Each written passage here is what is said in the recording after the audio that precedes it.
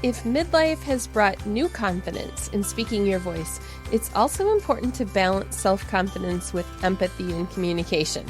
Being overly blunt can come across as abrasive and it can damage relationships. Today, let's explore how to maintain respect for others' opinions while expressing your own, choosing words carefully, noticing tone, and actively listening to ensure healthy, constructive interactions. Welcome to Midlife Repurposed.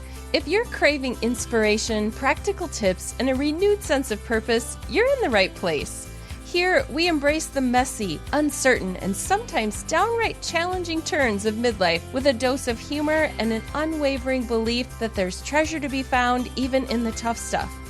I'm your host, Michelle Rayburn, an author who's passionate about uncovering hope in the most unexpected places. Let's repurpose this season of life together. In our journey of personal growth, we often focus on building self-confidence.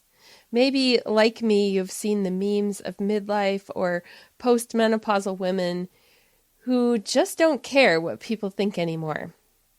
They're confident and not worried. It implies that we can express our thoughts freely without caring what people think in midlife, and in many ways this is true.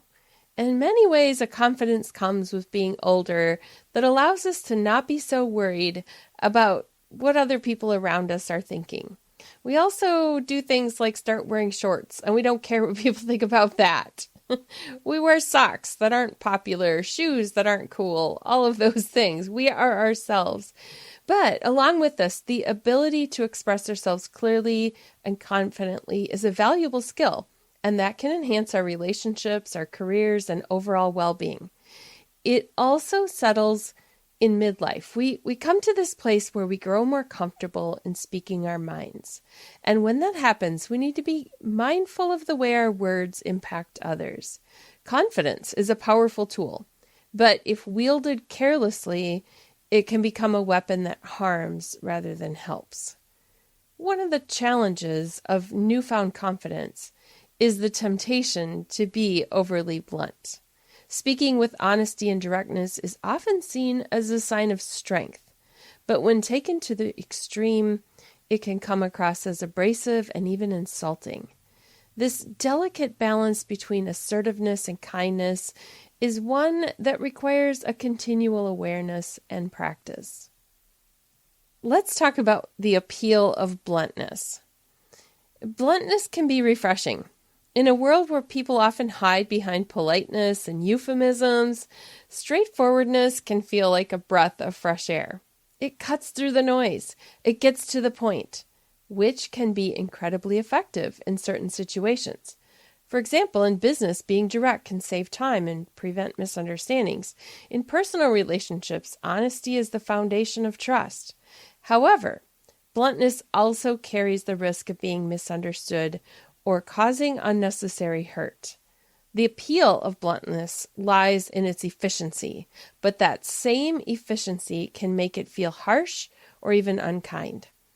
Speaking whatever comes to mind is not always constructive, and when we focus only on expressing our thoughts without considering how they will be received, we may unintentionally create distance rather than connection. Empathy is important. Empathy is the key to balancing confidence with compassion. While it's important to speak our minds, it's equally important to consider the feelings and perspectives of others. This doesn't mean we should avoid difficult conversations or sugarcoat the truth, but it does mean we should approach these conversations with care. Before speaking, take a moment to think how your words might be perceived. Ask yourself, is this the right time to share this thought? How can I express myself in a way that is honest yet kind? Will my words help or harm the situation? I want to apply this not only to conversations we have with people, but the words that we throw out on social media as well. The things that we send on a text message when we forget that we are actually speaking to real humans. So I'm talking about all of our communication. Empathy allows us to step into someone else's shoes and see the world from their perspective. It helps us recognize that while our words may seem perfectly reasonable to us, they might land differently with someone else. By practicing empathy, we can ensure that our confidence doesn't come at the expense of the feelings of others. Being abrasive is dangerous. When confidence crosses the line into abrasiveness, it can damage relationships and undermine the very goals we're trying to achieve. Being abrasive often stems from a belief that being honest means being harsh, or that sugarcoating the truth is a sign of weakness. However, this mindset overlooks the fact that effective communication isn't just about delivering a message. It's about ensuring that the message is received and understood in the way it was intended. Abrasiveness can shut down conversations rather than opening them up. It can make people feel defensive. It leads to arguments or withdrawal.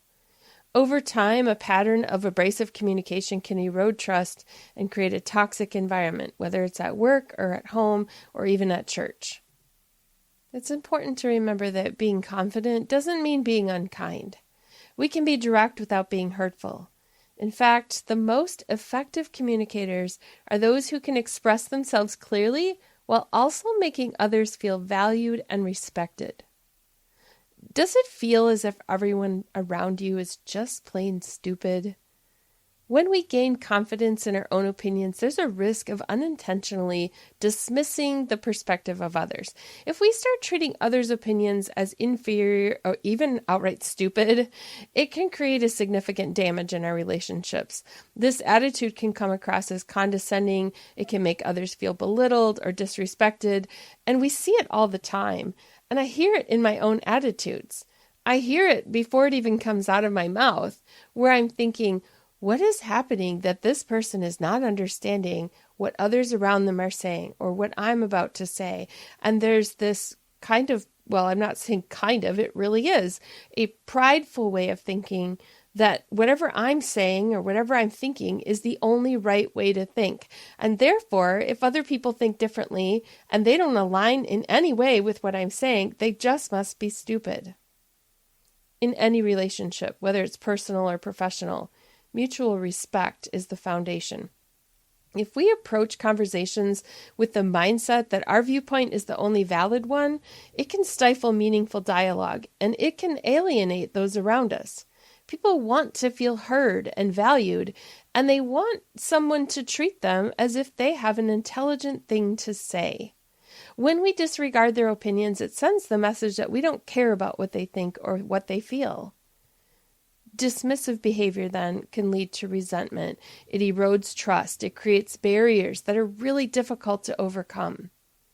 Over time, others become reluctant then to share their thoughts with us because they've experienced criticism or ridicule in the past. And so they shut down and they're silent, and this can result in a breakdown of communication. It's where important issues become left unaddressed and where relationships grow distant. And so it's so important for us to recognize this. It shows up in political posts too. It shows up in theological arguments. It shows up in statements that begin with things like, only weak-minded people would think or say blah, blah, blah. Or using the word obviously. Obviously, this person is corrupt. Obviously. To me, when I see the word obviously, it's implying I'm not smart enough to see what this person believes is obvious. It's an insult in a lot of cases. The other thing I see is labeling people as evil. We have particular guidelines that are right or wrong, but then how we interpret those or what we see as evil doesn't always align perfectly with what someone else's understanding of Scripture is. And so when we say this person is pure evil, we are putting value judgments on it. And so these things go along with this bluntness that comes out where I'm just saying this is the way I think, and like it or leave it, this is me. But we lose those connections with people. To avoid this pitfall, it's essential that we maintain humility in our interactions. Even if we strongly believe in our position, we should remain open to the possibility that others have valuable insights to offer. When I actively listen to somebody who disagrees with me and they express their ideas in a respectful way, this active listening can actually strengthen our relationships, even if we don't land on agreeing on the same things. It opens me up to learning and it opens me up to growth.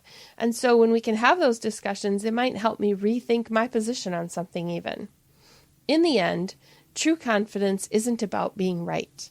It's really about being secure enough in ourselves to respect and consider the perspectives of others. It means that I'm okay with where I've landed and I'm okay with where you've landed because I respect you. And so now we can approach conversations with curiosity and compassion rather than judgment. We can create an environment where everyone feels valued and relationships can thrive.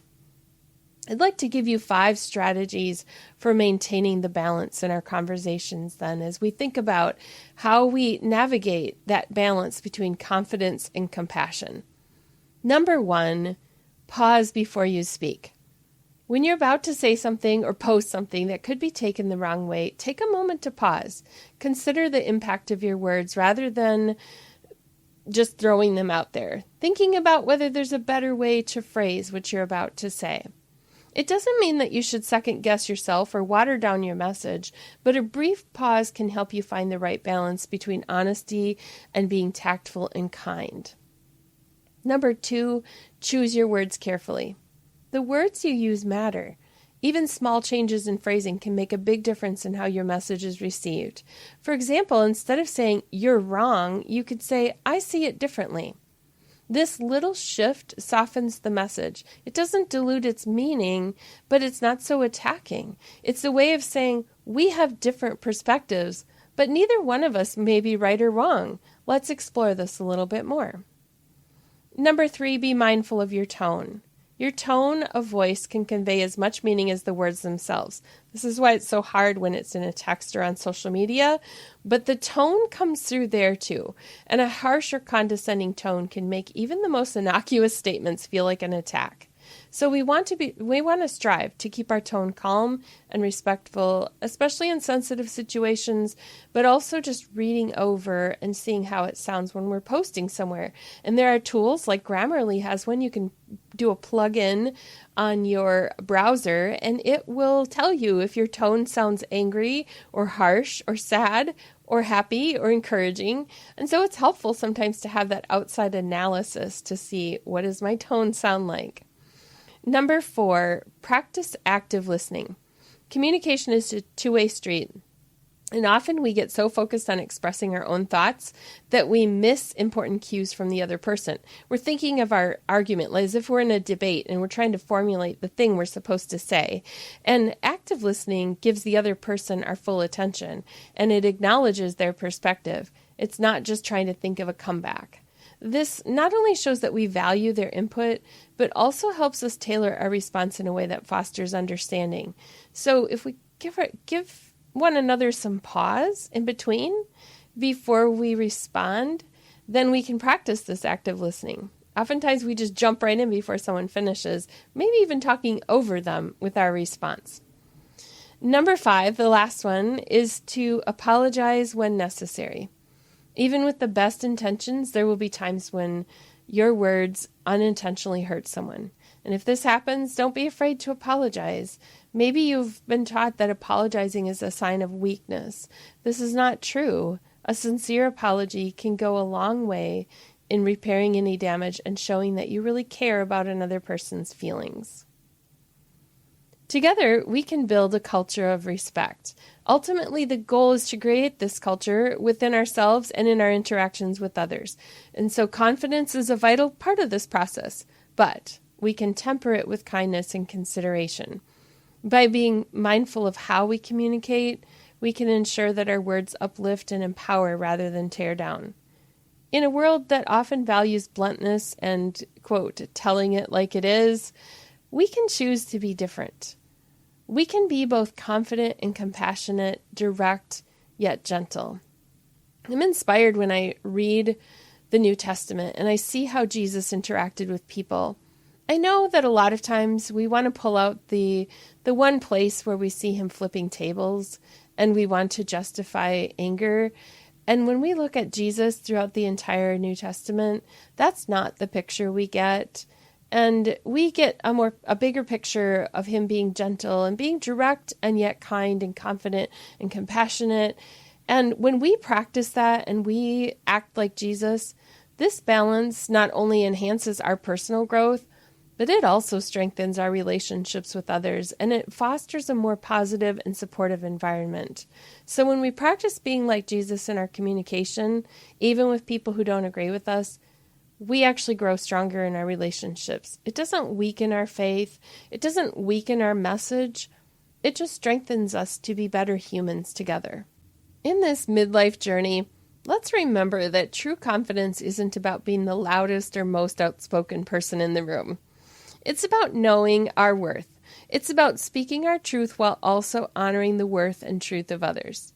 And in this way, we can create a world where confidence and kindness go hand in hand.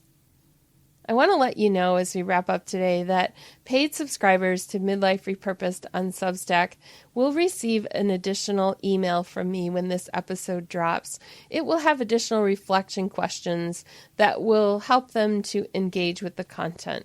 So in case you're wondering, what do paid subscribers have? Well, the podcast episodes go out to everybody. And most of the blog posts on Substack also go out to everybody, but I have additional resources that I give to paid subscribers. They're paying because they're supporting the work that I'm doing, and I want to give them extra tools for them to use in their life as well. So if you want to explore that more, you will find that on Substack, midliferepurposed.com. It takes you straight there. Thanks for being here today. Next week, I'm going to continue a little bit with a similar conversation. I'm going to be talking about how we can continue growing and thriving as we age and how to avoid stagnation. And it's also going to talk about our mindset about that. So I hope you're back next week for episode 203. Thanks for tuning in to Midlife Repurposed. Looking for more inspiration and connection? Dive into Midlife Repurposed on Substack, where you'll find resources, weekly reflections, and a community of like-minded women. Visit midliferepurposed.com to join the conversation and keep the journey going.